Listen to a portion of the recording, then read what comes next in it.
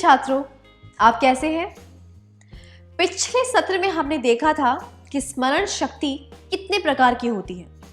क्या अब हम उन तरीकों के बारे में जानें जिनसे हम अपनी स्मरण शक्ति को तेज कर सकते हैं? शायद आपको कारक विभक्ति के बारे में यह कविता याद होगी। कम से कम इसके पहले 2 वाक्य तो आपको याद होंगे ही। कर्ता, कर्म, करण, संप्रदान, अपादान, संबंध, अधिकरण और संबोधन। इनको याद रखने के लिए एक पद की रचना की गई। कर्ता ने अरु कर्म को करण रीति से जान, संप्रदान को के लिए अपादान से मान, का के की संबंध है, अधिकरण नादीक में मान, संबोधन अरे है हो, मित्र धरहु यह ध्यान।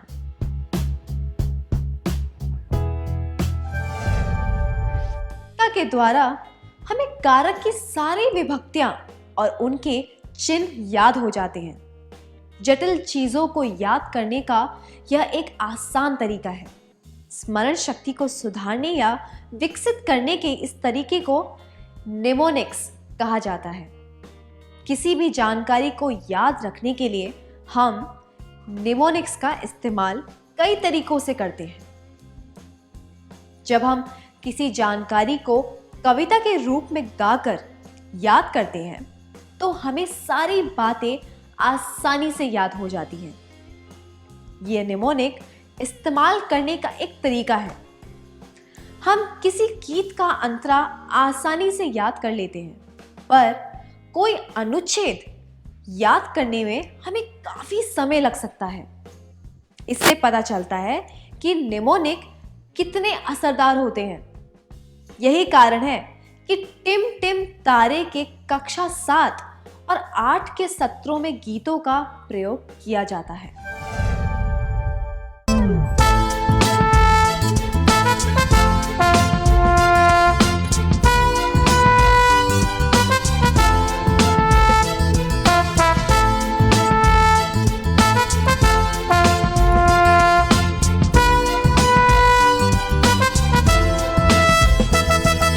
खुशी बांट कर जियो, खुशी बांट कर जियो, मन की सुख और शांति के लिए खुशी बांट कर जियो, खुशी बांट कर जियो, खुशी बांट कर जियो, मन की सुख और शांति के लिए खुशी बांट कर जियो।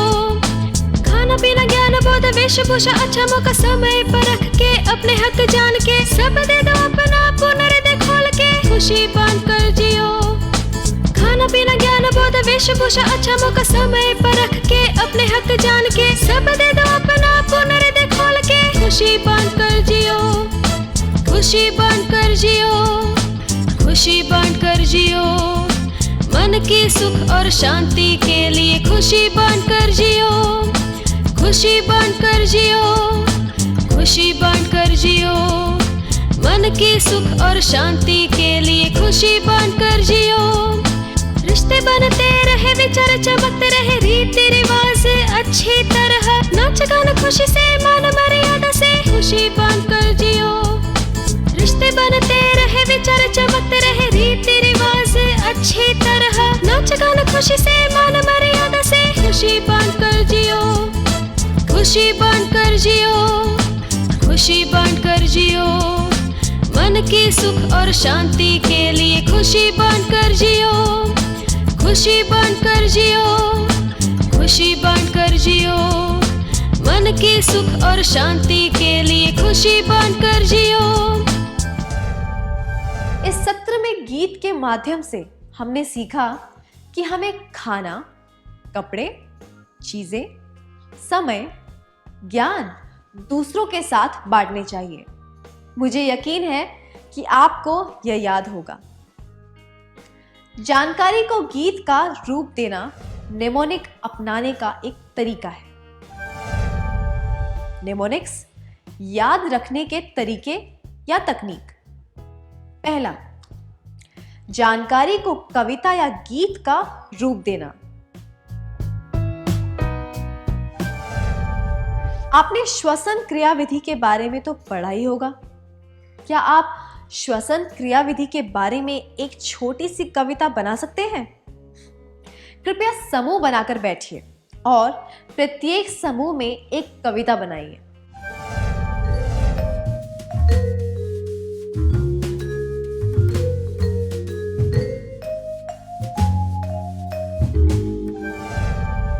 बहुत बढ़िया था, धन्यवाद। आइए इस उदाहरण को देखते हैं। श्वसन क्रियाविधि। अंतः श्वसन में वायु को नथुनों से अंदर लेकर नासा गुहा में भेजो। श्वसन नली से ले जाकर इसको फेफड़ों को दे दो। उच्छ्वसन के समय वायु को फेफड़ों से बाहर धकेल दो।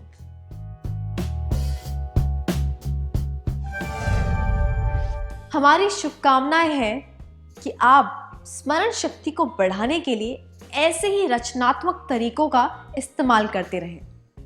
जटिल चीजों को याद रखने के लिए यह एक अच्छा तरीका है। आइए हम कुछ खेल खेलकर दूसरे तरीकों के बारे में जानते हैं। मैं 1 मिनट के लिए आपको 10 चीजें दिखाऊंगी। मैं चाहती हूं कि आप इन चीजों को ठीक से देखें, फिर याद करके इनके नाम अपनी नोटबुक में लिखें। आपको यह काम खुद करना है और किसी से इस बारे में बात नहीं करनी है।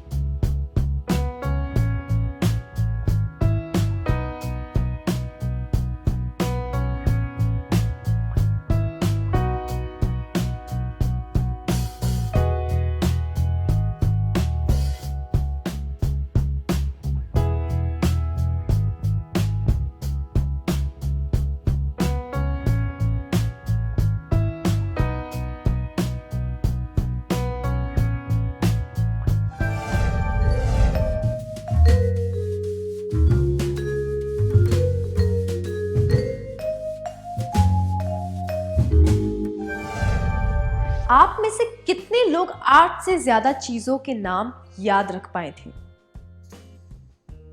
आप में से कितने लोग केवल 5 चीजों के नाम याद रख पाए थे? जिन छात्रों को चीजों के नाम अच्छी तरह याद थे, उन्हें बधाई हो। अब मैं वही 10 चीजें आपको फिर से दिखाऊंगी, पर इस बार हम एक वैज्ञानिक तरीके से नाम याद रखने की कोशिश करेंगे। उन चीजों को फिर से देखकर क्या आप एक छोटी सी कहानी बना सकते हैं जिससे आप इन चीजों को एक दूसरे के साथ जोड़ सके? आप मुरली नाम के एक आदमी के बारे में एक कहानी बनाइए और इन चीजों को एक दूसरे के साथ किसी तर्क का इस्तेमाल करके जोड़िए।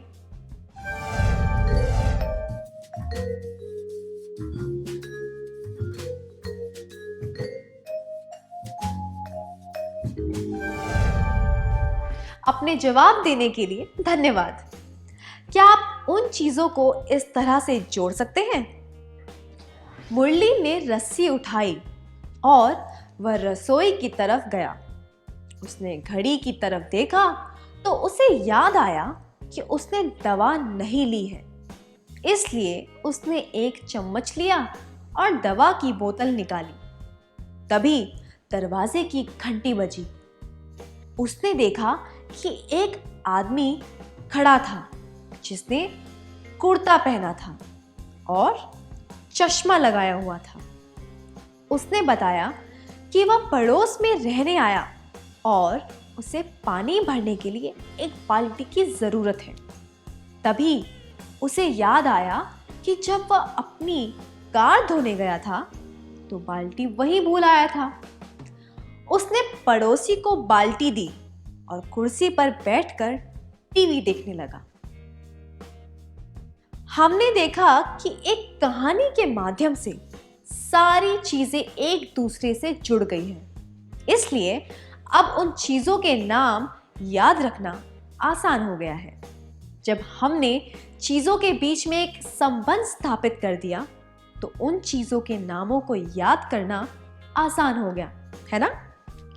तो अपनी स्मरण शक्ति को मजबूत बनाने का यह भी एक तरीका है।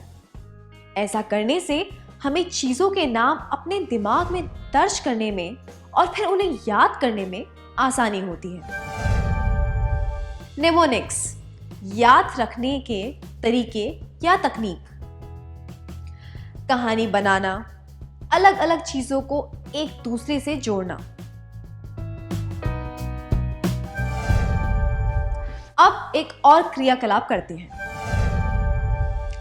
बांधवगढ़, कान्हा, पेंच, जिम कॉर्बेट, रणथंभौर, बांदीपुर, ये उन राष्ट्रीय उद्यानों के नाम हैं जहां आप बाघों को देखने जा सकते हैं। इनके नाम याद करने के लिए क्या आप एक छोटी सी कहानी बना सकते हैं?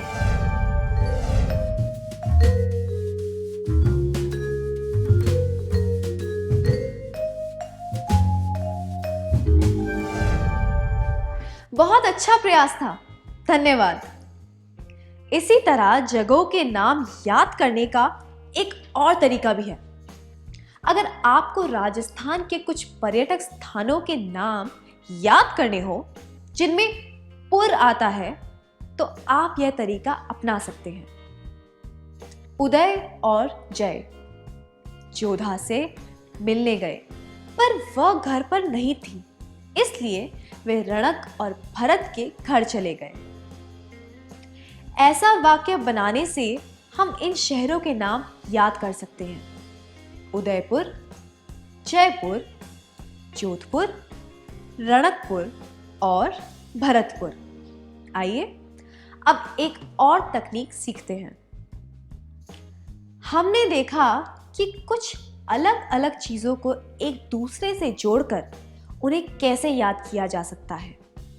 इसी तरह अगर कुछ चीजों को एक क्रम में याद करना हो तो हम क्या कर सकते हैं?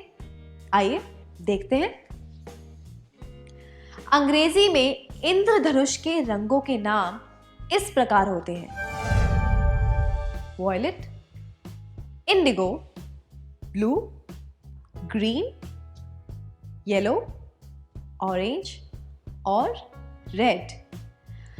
आपको शायद यह शब्द पता होगा, विबग्योर, या अंग्रेजी में इंद्रधनुष के रंगों के नाम दर्शाता है। यहां पर किस तकनीक का इस्तेमाल किया गया है? जी हां, हमने एक एक्रोनिम तैयार किया है। एक्रोनिम का अर्थ है एक शब्द जिसे किसी शब्दों की सूची के पहले अक्षरों से बनाया गया हो। जब कुछ शब्दों को क्रम में याद रखना हो तो हम उन शब्दों के पहले अक्षरों से एक एक्रोनिम बना सकते हैं। निमोनिक्स, याद रखने के तरीके या तकनीक। एक्रोनिम बनाना। इस उदाहरण की मदद से क्या आप प्रागैतिहासिक काल के युगों को याद करने के लिए एक एक्रोनिम बना सकते हैं? पाषाण युग, कांस्य युग और लौह युग।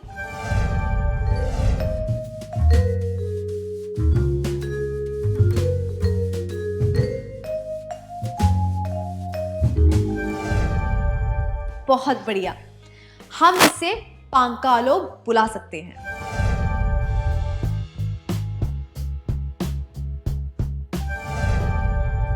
अब आपको एक और तकनीक के बारे में बताते हैं। My very efficient mother just served us noodles। शायद आप में से कुछ लोग इस रचना से परिचित होंगे। इस वाक्य में प्रत्येक शब्द का पहला अक्षर एक ग्रह के पहले अक्षर का संकेत देता है।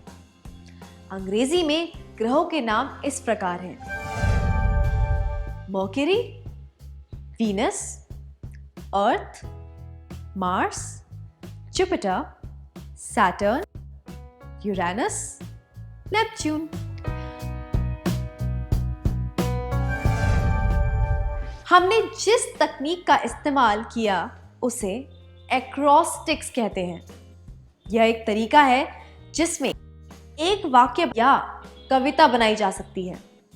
इसमें प्रत्येक शब्द का पहला अक्षर एक संकेत देता है कि आपको कौन सा शब्द याद रखना है। उदाहरण के लिए, अगर हम हिंदी में ग्रहों के नाम याद करने के लिए एक वाक्य बनाना चाहें तो वह कुछ इस प्रकार हो सकता है: बुध, शुक्र, पतले मंगल, बड़ा शरबती यूरेनस नेता।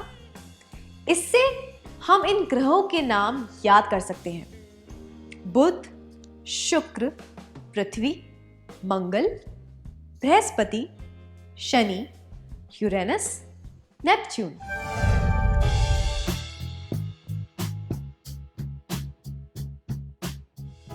नेमोनिक्स, याद रखने के तरीके या तकनीक।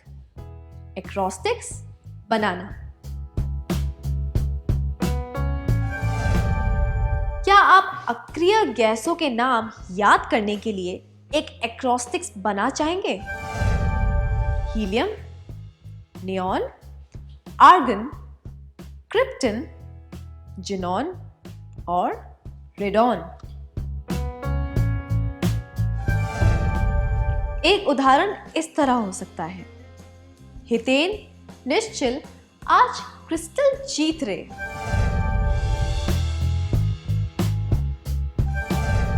हमने सीखा कि संगीत, एक्रोनिम्स और एक्रोस्टिक्स द्वारा चीजें याद रखी जा सकती हैं। इसी तरह हम लक्षणों या विशेषताओं के आधार पर भी बातें याद रख सकते हैं। अब एक और क्रियाकलाप करते हैं। मैं आपको स्क्रीन पर कुत्तों की किस्में दिखाऊंगी। आपको उनकी विशेषताओं को याद रखना होगा। याद रहे, आपको ये तस्वीरें कुछ सेकंड के लिए ही दिखाई जाएंगी। Poodle, Alsatian, bulldog.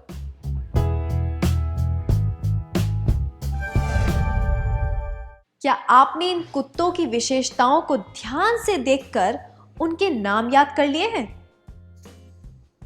आइए अब आपकी स्मरण शक्ति की परीक्षा लेते हैं। अब आपको तस्वीरें फिर से दिखाई जाएंगी, पर उनके नीचे नाम नहीं होंगे। अब क्या आप इन कुत्तों के नाम बता सकते हैं?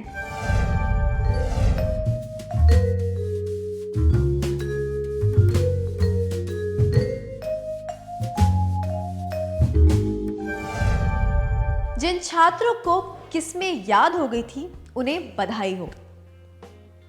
आप किस्मों के नाम कैसे याद कर पाए? जी हाँ, आपने विशेषताओं पर ध्यान दिया। एक पूडल किसी खिलौने की गुड़िया जैसे दिखता है, अल्सेशियन सियार जैसा दिखता है और उसके बाल काले और भूरे होते हैं। बुलडॉग के चेहरे और गर्दन के आसपास की चमड़ी में सल होते हैं। कई बार हम कुछ चीज़ों के नाम याद नहीं रख पाते। नाम याद रखने का एक तरीका है उस चीज़ को किसी विशेषता या किसी क्रिया से जोड़ देना। कोई वास्तविक या फिर काल्पनिक कड़ी के द्वारा हम चीज़ों को अच्छी तरह याद रख सकते हैं। निमोनिक्स, याद रखने के तरीके या तकनीक। नाम और चेहरे को किसी विशेषता के साथ जोड़ना। अब आप इस तकनीक का इस्तेमाल पैरामीशियम की विशेषताएं याद रखने के लिए करिए।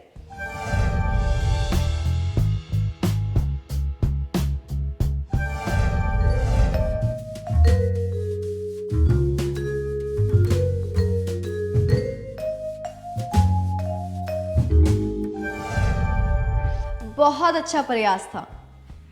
पैरामीशियम एक जूते की तरह दिखता है। हम यह कल्पना कर सकते हैं कि उस जूते का बक्कल राजमा के दाने जैसा दिखता है। राजमा के दाने के ऊपर और नीचे की तरफ 2 फूल बने हुए हैं और जूते पर 6 चमकते हुए गोल नगीने लगाए हुए हैं। 2 नगीने आगे दाहिने तरफ हैं, 2 नगीने राजमा और फूल के बीच और 2 नगीने पीछे की तरफ हैं। इस क्रियाकलाप से हमने सीखा कि जानकारी को व्यवस्थित तरीके से कैसे संचित करना चाहिए। जब हम कोई काम व्यवस्थित तरीके से करते हैं तो उसका परिणाम हमेशा सकारात्मक होता है। अब हम एक और तकनीक के बारे में जानेंगे जो हमें कई तरीकों से मदद करेगी। इसे माइंड मैपिंग कहा जाता है। ब्रिटेन के लेखक टोनी बुजान ने इसे प्रचलित किया था। इस तकनीक में जानकारी को चित्रात्मक तरीके से लिखा जाता है ताकि उसे एक मुख्य अवधारणा के साथ व्यवस्थित तरीके से जोड़ा जा सके। जब जानकारी चित्रात्मक तरीके से लिखी होती है और उसे कड़ियों द्वारा एक दूसरे के साथ जोड़ा जाता है तो उसे समझने और फिर याद करने में आसानी होती है। उदाहरण के लिए इस सत्र में हमने स्मरण शक्ति की परिभाषा, उसका महत्व, उसके प्रकार, उसकी किस्में और कुछ तरीकों इत्यादि के बारे में सीखा। अगर हम इसका माइंड मैप बनाएं तो बाद में इस जानकारी को याद करना आसान हो जाएगा। स्क्रीन पर देखिए।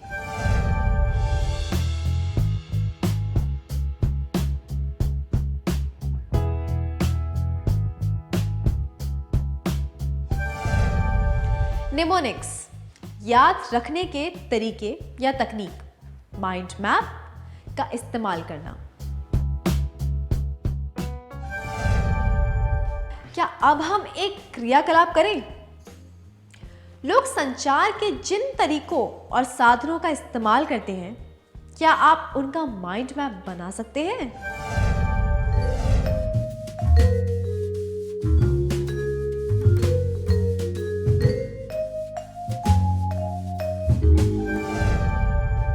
आपका प्रयास सराहनीय था। क्या आपके माइंड मैप में वे सब चीजें हैं जो इस माइंड मैप में दी गई हैं?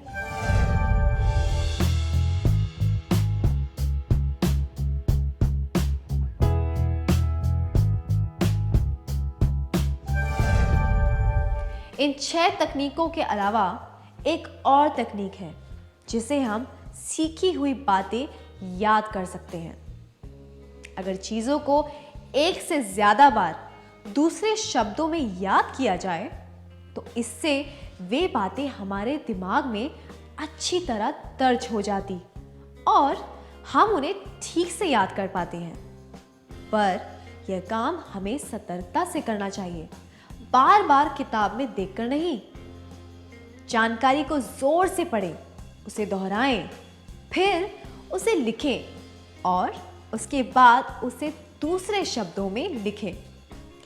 ऐसा करने से हम उसे अच्छी तरह याद कर पाएंगे। निमोनिक्स, याद रखने के तरीके या तकनीक, दोहराना, लिखना, अभ्यास करना। हमारी जो कमियां और खूबियां हैं, हम जितने समय तक किसी चीज पर ध्यान दे पाते हैं, इन बातों का स्मरण शक्ति पर बहुत असर होता है। इन बातों को ध्यान में रखकर अगर हम चीज़ों को सीखने और समझने की कोशिश करें तो हमारी स्मरण शक्ति और अच्छी हो सकती है। अब हम आज के सत्र का सार संक्षेप करेंगे।